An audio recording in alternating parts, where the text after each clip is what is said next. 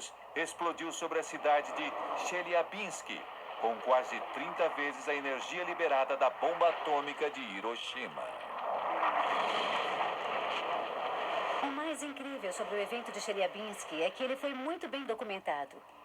Havia centenas de câmeras de vídeo, de carro, fotográficas, celulares. Então pudemos realmente analisar o quão destrutivo aquilo realmente foi. Quase 2 minutos depois do avistamento em si, um enorme estrondo sônico foi liberado, que quebrou janelas e feriu mais ou menos 1.500 pessoas, principalmente por estilhaços. Foi realmente horrível. Os eventos em Tunguska e Chelyabinsk são evidências tangíveis de que uma explosão de ar cósmica possa ter dizimado Sodoma e Gomorra.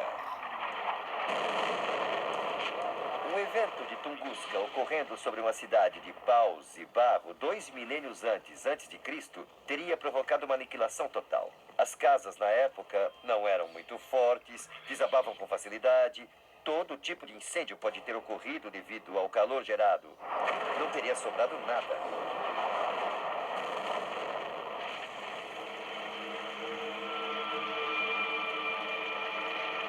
Tamanho evento cósmico pode até explicar o fogo e enxofre mencionados na passagem bíblica. Agora, a tradução que resultou em enxofre significa apenas fogo amarelo, luz amarela. Então, realmente, o mínimo que conseguimos interpretar sobre isso é que um fogo amarelo brilhante acabou caindo sobre Sodoma. Isso poderia facilmente ser um meteoro passando pela atmosfera, deixando para trás um rastro de fumaça e fogo em seu caminho. Quando esse efeito de chuva acontece, você consegue ver todas aquelas partículas vermelhas devido ao calor se fundirem e caírem no chão. Para alguém naquela época, uma imagem dessas provavelmente pareceria um ato de Deus. Hoje sabemos que isso provavelmente foi um impacto de asteroide ou alguma coisa parecida. Se uma explosão de ar cósmica destruiu Sodoma e Gomorra, isso também explicaria outro trecho curioso do texto bíblico que diz: da região viu levantar-se uma densa fumaça como a de uma fornalha. Na história de Sodoma e Gomorra, é completamente plausível que o que eles viram foi uma nuvem de cogumelo. E essa nuvem de cogumelo pareceria um monte de fumaça, como as bombas atômicas ficam quando são disparadas. Muita energia é depositada num período de tempo muito curto. Isso levanta detritos do chão, mas ainda tudo pega fogo, criando mais fumaça e cinzas. Você teria um enorme pilar se levantando dessas cidades. Um evento de explosão de ar cósmica pode ter destruído Tal El Haman e as outras habitações a nordeste do Mar Morto. Mas será essa a verdadeira localização de Sodoma e Gomorra?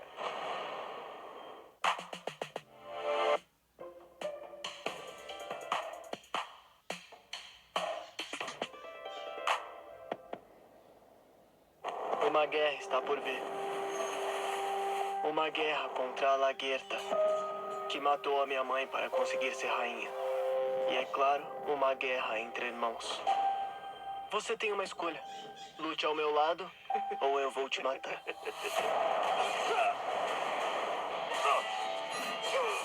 Agora eu posso morrer.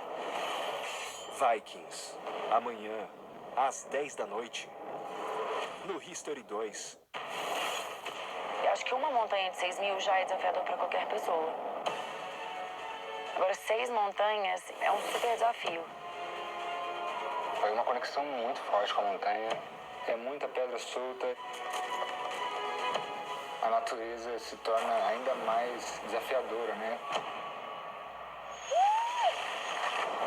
Bandes Extremo, quinta, às 10h10 da noite, no History Channel.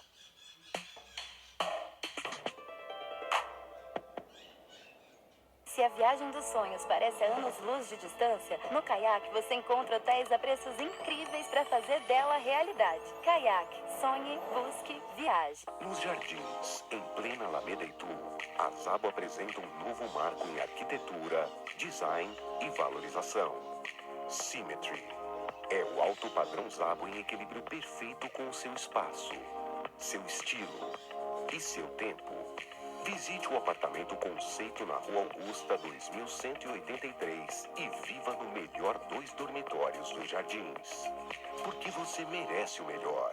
Você merece um Zabo. Em maio, te convidamos para fazer parte da realeza e descobrir mais sobre as monarquias modernas e o estilo de vida dos personagens mais ricos, excêntricos e influentes da história. Usou um traje que valia cerca de 10 milhões de dólares em valores atuais. Em maio, os reis têm muito a nos dizer. No History 2, muito mais história. Estadunidenses sempre gostaram de apostas. Onde há vício, Este pode ser o maior negócio de apostas que nós já fizemos. Vai ser espetacular. a ganância. E se criarmos a nossa revista com nos completos? O Hugh Hefner usou esse discurso da liberdade sexual para coagir mulheres a participarem e ficarem sexualmente disponíveis para homens. A indústria pornográfica tem um lucro de quase 15 bilhões de dólares por ano. Bebidas, apostas e sexo.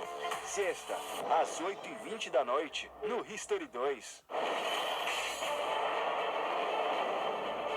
Os vikings são aquelas pessoas que viveram na Escandinávia entre o fim do século VIII até mais ou menos o fim do século XI. O que faz de um escandinavo um viking é essa atividade de saquear fora de suas fronteiras. Tudo que sabemos sobre eles sabemos porque outras pessoas escreveram e essas outras pessoas são aquelas que sofreram de alguma forma. No final é uma imagem super masculina e super focada na guerra.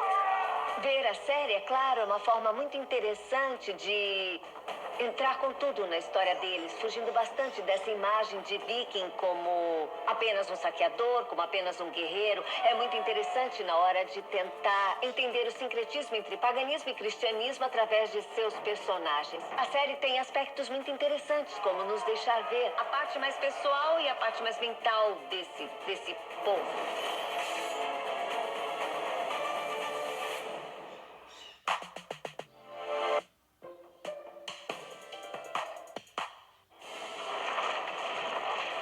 O apocalipse em chamas de Sodoma e Gomorra. Ficção ou relato verdadeiro de um desastre natural do espaço? As ruínas carbonizadas de uma antiga cidade 13 quilômetros a nordeste do Mar Morto bate com a descrição geográfica e física de Sodoma. A descoberta de estranhas cerâmicas e areia vitrificadas indicam que um asteroide pode ter destruído a antiga cidade. Seria totalmente devastador e certamente histórias de uma destruição como essa se propagam pela história até os tempos modernos. De acordo com a história bíblica, conforme fogo e enxofre caíam sobre Sodoma, Ló e sua família fugiam para as montanhas perto de Zoar, uma das 5 cidades da planície que foi poupada da ira destrutiva de Deus.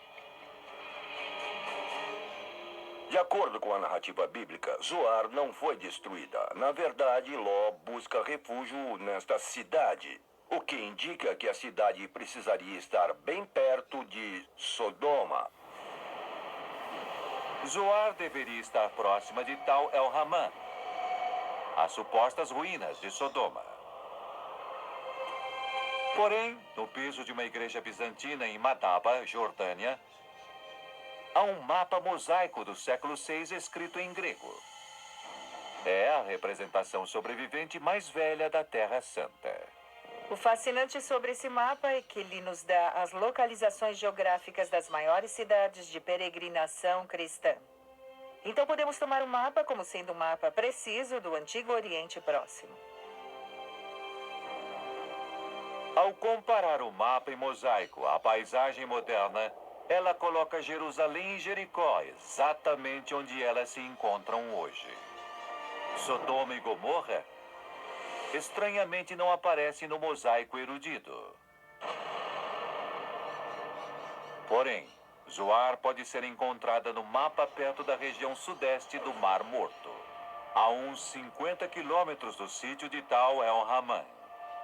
A localização da cidade de Zoar no mapa de Madaba não é exatamente um tiro certo para nos dizer onde estão as outras cidades, mas ele nos dá uma localização geral para procurar.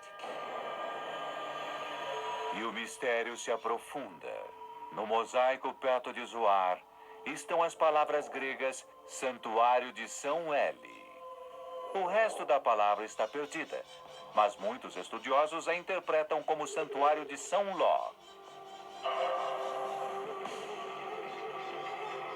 Seguindo o mapa mosaico, arqueólogos encontraram o Santuário de São Ló em uma encosta de montanha. Escondido atrás do monastério há uma caverna. Poderia ser este o lugar onde Ló e sua família buscaram refúgio durante a tempestade de fogo? Na caverna atrás da igreja, que é associada com São Ló, eles encontraram cerâmicas da Idade do Bronze. Porém, não há nenhuma evidência de que esse é o lugar onde Ló e suas filhas ficaram. Mas temos evidências deles vivendo lá em um certo período de tempo que se correlaciona com a história de Ló. A descoberta leva muitos a acreditarem que a verdadeira Sodoma deve ter existido ali perto. A uns 16 quilômetros do Santuário de São Ló, arqueólogos descobriram as ruínas de Bab-edra, uma cidade fortificada da antiga Era do Bronze, já ocupada por 1000 habitantes. Perto de Bab-edra, arqueólogos descobriram os restos de 4 habitações que podem ter sido outras cidades perdidas da planície. No começo da Era do Bronze, no 3º milênio antes de Cristo, precisamente nessa área, você encontra 5 cidades. Enquanto que Tal El-Haman fica numa aglomeração de habitações da Era do Bronze Média, onde há muito mais do que 5. Então, se estamos falando de 5 cidades da planície, então Bab-edra e as 4 cidades ao sul devem se encaixar muito bem nessa história. Como as ruínas de Tal El-Haman, uma grossa camada de cinzas recobre boa parte de Bab-edra. Isso sugere que a antiga cidade também encontrou um fim violento. 13 quilômetros ao sul de Bab-edra, arqueólogos encontram as ruínas de Numeira, que é tida como a sua cidade irmã. Eles encontram uma camada de cinzas considerável e ossadas de humanos que sofreram traumas pesados. Será que Bab-edra e Numeira eram Sodoma e Gomorra? O problema é que as duas cidades foram destruídas em épocas diferentes, com ao menos 300 anos de diferença. A cidade de Numeira foi destruída numa grande destruição, muito rápido. Sabemos isso pela camada de cinzas. Ao contrário de Bab-edra, a cidade foi destruída 100 anos depois ou mais. Então as datas não batem. Para conseguir fazer a história funcionar, as duas teriam que ter sido destruídas do mesmo jeito e na mesma época. Não há evidências o bastante para provar que Bab-edra e Numeira eram Sodoma e Gomorra. Mas e quanto a Tal El-Haman e as outras ruínas a nordeste do Mar Morto? Será que a localização de Zoar, indicada no mapa mosaico, as descarta como as cidades do pecado? Pessoas que fazem mapas precisam tomar decisões quando as evidências arqueológicas ou históricas não são conclusivas. Então, eles chutaram bastante, francamente.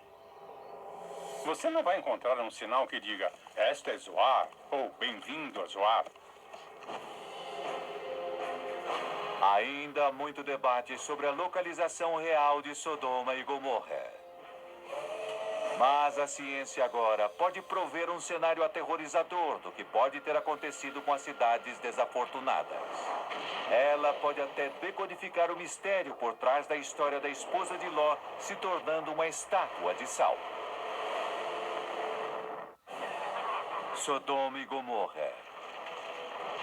Mito ou mega desastre astronômico? Na busca pela verdade, arqueólogos descobrem aglomerados de ruínas em 2 lugares diferentes ao longo do lado oriental do Mar Morto. Eles até encontraram evidência irrefutável de que uma catástrofe ardente destruiu a maioria das cidades antigas dos 2 lugares. Mas será algum desses lugares as verdadeiras Sodoma e Gomorra? Ao longo de todas as margens do Mar Morto, existe a possibilidade de que há vários locais que ainda não encontramos. Sodoma e Gomorra podem estar em qualquer lugar. Algumas pessoas dizem que as cidades estão sob o Mar Morto. Embora não tenhamos nenhuma evidência arqueológica sólida de Sodoma e Gomorra, foi um evento muito importante.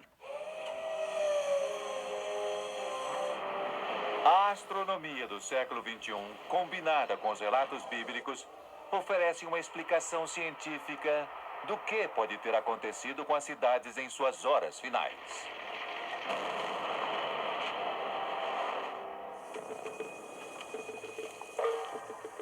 Entre 2300 e 1700 a.C., um asteroide caiu do espaço. Ele atingiu a atmosfera da Terra e explodiu sobre a antiga terra de Canaã. A força é de 200 vezes maior do que a bomba atômica de Hiroshima. Na hipótese da explosão de ar para a destruição de Sodoma, estamos falando de dezenas de megatons de energia. Num contexto moderno, temos compreensão disso, mas em tempos antigos isso teria sido literalmente um evento bíblico. A energia da explosão de ar chega até o chão, criando uma nuvem de cogumelo de pedras e poeira que sobem na atmosfera. Se é uma explosão de ar, é bem possível que você tenha vários pedaços de pedra caindo do céu. Então dá para imaginar que essas coisas causariam uma devastação tremenda e muitos incêndios no chão. Os cidadãos de Sodoma se protegem enquanto pedras flamejantes ou enxofre chovem sobre a cidade. Muralhas de cidades antigas feitas de tijolos de barro seriam facilmente destroçadas. Construções de palha ou madeira carbonizadas, literalmente levadas à ignição espontânea pelo aquecimento causado pelo evento. A onda de choque daquele impacto teria varrido os prédios. Isso levaria à imensa destruição das antigas cidades de construção precária. Pode muito bem ter havido a vaporização de corpos. No mínimo, eles seriam incinerados, teriam sido cremados. Seria um evento absolutamente aterrorizante. Ló e suas filhas fogem para as montanhas. Mas sua esposa se atrasa quando olha para trás para o inferno lancinante. Um dos contos mais famosos surgidos na história de Sodoma e Gomorra é a esposa de Ló ter se tornado uma estátua de sal. Poderia um evento de explosão de ar de qualquer forma ser responsável por isso? É meio macabro pensar nisso, mas isso poderia ser não sal, mas uma calcinação. Se a esposa de Ló estivesse exposta, fora de uma caverna, talvez, ela teria sido incinerada. De certa forma, metaforicamente, ela ficaria uma estátua de sal. É uma ideia meio macabra, mas ela pode ter sido incinerada. O desastre cósmico faz mais do que destruir Sodoma, Gomorra e as outras cidades da planície. Ela devasta a paisagem, a tornando inabitável por centenas de anos. Se uma dessas cidades antigas, como Talel Raman, foi destruída por um, digamos, asteroide, ela teria ficado inabitável, talvez como uma crendice. Mas ninguém poderia viver lá.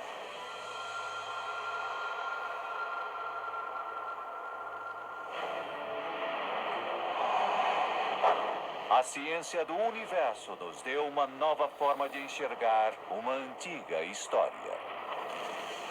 Se nós conseguimos demonstrar histórica e cientificamente que realmente houve uma Sodoma e que esses eventos realmente aconteceram, e, portanto, o que a Bíblia descreve são eventos históricos reais, isso nos dá uma sensação maior de segurança e certeza de que o resto da Bíblia é válido. Então eu acho que isso também diz muito respeito ao interesse moderno nessas duas cidades. Nós temos ciência o bastante para realmente tentar entender algumas das origens históricas de nossas fés. E isso, para mim, só serve para enriquecer a nossa cultura como espécie e nossa criatividade como o verdadeiro núcleo da nossa humanidade.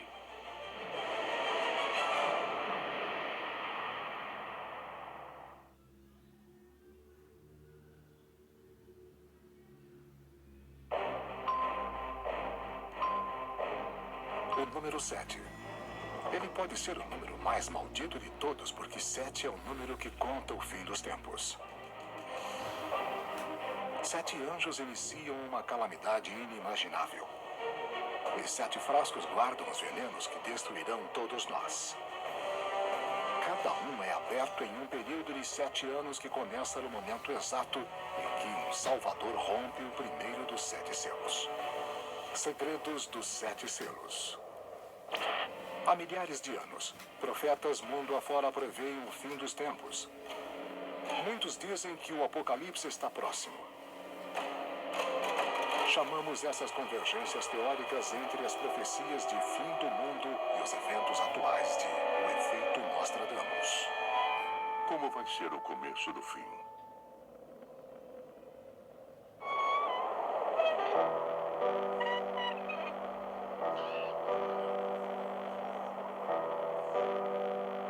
Apocalipse, o livro final do Novo Testamento, expõe uma linha do tempo arrepiante. Muitos o encaram como uma contagem regressiva para o principal plano de Deus de acabar com o mundo. Os marcadores dessa linha do tempo são os 7 selos.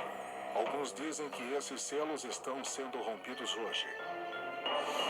Especialistas na Bíblia sugerem que o Apocalipse é um esquema do futuro, mostrando uma sequência mortal e destruidora, culminando com o nosso fim. Há desastre após desastre, até que finalmente as forças de Deus e do diabo se enfrentarão na batalha final entre o bem e o mal.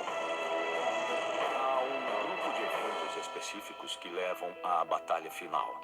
Esses eventos são grandes e abrangentes: peste, guerra, destruição e pragas. Chamam de Dia da Vingança de Deus contra a população do planeta Terra. Alguns acreditam que estamos entrando agora em um período decisivo conhecido como tribulação. Um tempo de convulsão extrema que precede o juízo final de Deus. É possível que os acontecimentos atuais, causados tanto pela natureza quanto pelo homem, converjam com as previsões bíblicas sobre o fim do mundo. Não confirmaremos nem negaremos essas teorias. Apenas apresentaremos evidências.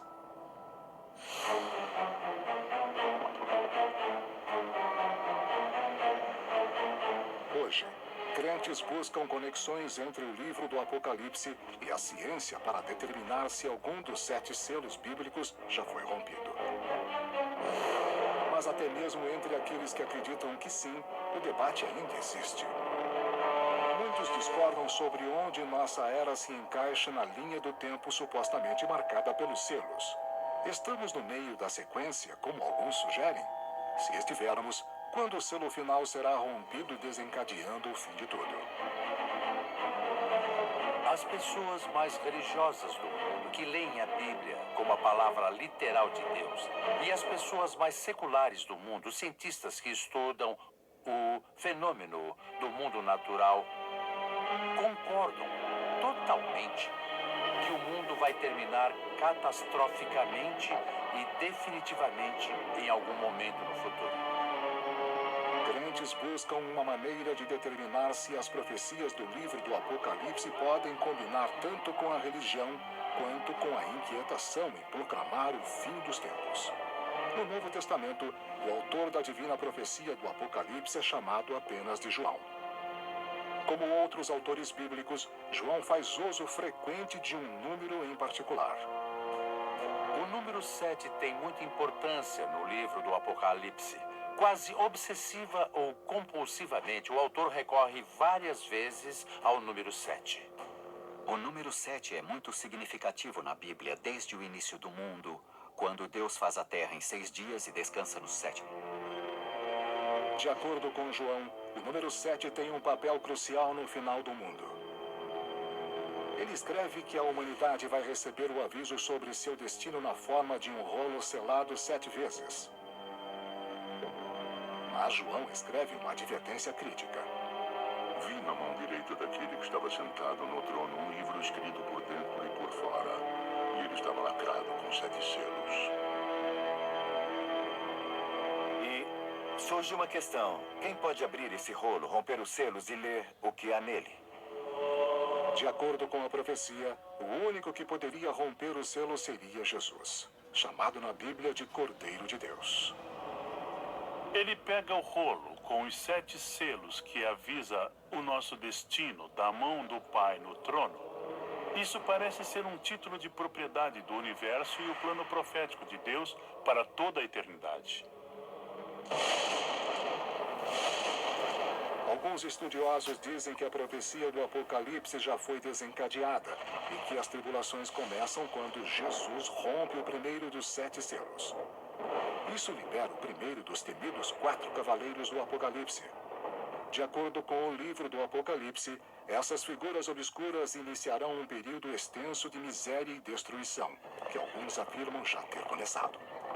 Há muitos motivos para acreditarmos que estamos nos últimos dias. Alguns deles são a fome, as doenças fora de controle, vários desastres naturais. Por causa dessas coisas, a maior parte dos estudiosos da Bíblia acreditam que estamos mesmo vivendo os últimos dias. A revelação do primeiro selo diz: Vi quando apareceu um cavalo branco. Aquele montado nele tinha um arco e deram a ele uma coroa. Ele partiu vitorioso para vencer ainda mais. Acredita-se que o Cavaleiro Branco pode se apresentar falsamente como um líder mundial benevolente, mas na realidade ele está entre as mais sinistras figuras da Bíblia, o Anticristo. Ele rivaliza com Jesus. A imagem interessante nisso tudo é o arco sem a flecha. O arco significa que ele tem poder sobre o ar. Ele vai usar o poder do ar para controlar as pessoas, mas é uma maneira de controle silencioso e enganador. De acordo com a suposta linha do tempo da profecia, o Anticristo pode existir hoje, usando habilidades diplomáticas e poderes de persuasão em um aparente esforço para unir nações na paz. Mas seu objetivo é exatamente o oposto. Ele levará a humanidade diretamente para o Armagedon. Surgirão indivíduos enviados que desencaminharão povos em massa. Alguns estudiosos modernos sugerem que um dos grandes enganadores foi Hitler, que foi seguido por multidões e cometeu enormes atrocidades. O Anticristo virá, e haverá exércitos que criarão devastação e destruição. Depois de rompido o primeiro selo, um efeito dominó começa. De acordo com o Apocalipse, o segundo selo do rolo é rompido imediatamente depois do primeiro. Ele revela um cavaleiro vermelho. O cavalo vermelho é bem interessante pelo fato de carregar uma espada. O cavalo vermelho sempre foi visto como uma guerra mundial. Hoje, o Cavaleiro Vermelho pode ser um líder militar capaz de iniciar guerras modernas resultando nas mortes de milhões pelo mundo. O rompimento do segundo selo poderia desencadear o uso de armas de destruição em massa entre nações de ideologias opostas. Alguns intérpretes acreditam que uma potência nuclear, talvez a Coreia do Norte, poderia ser o Cavaleiro Vermelho. Eles temem que possa ser desencadeado um ataque que iniciaria um holocausto nuclear. Há pessoas, e não são poucas,